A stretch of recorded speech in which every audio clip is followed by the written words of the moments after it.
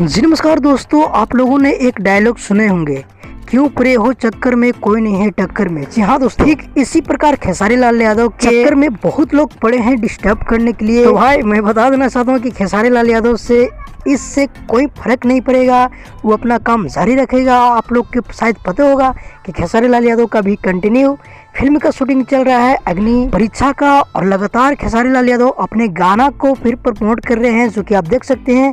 अभी कुछ देर पहले खेसारी लाल यादव और साथ में कंसापुरी एक रील पोस्ट किए हैं चुमा चुमा सॉन्ग पे। तो भाई आप लोग झूठू का अफवाह फैला रहे हैं, इससे कुछ नहीं फर्क पड़ेगा खेसारी लाल यादव के। तो आप लोग से सिर्फ यही अनुरोध है कि आप लोग अपने अपने काम पर फोकस करें, ना कि झूठों का विवाद मचाएं। तो आप लोग की क्या राय है इस अपडेट पर, हमें जरूर कमेंट करके बताइएगा। खेसारी लाल यादव और कंसापुरी के एक बहुत ही बेहतरीन रील्स वीडियो आए, तो मुझे लगा चलो भाई लोग के पास थोड़ा शेयर फ्री कर देते हैं।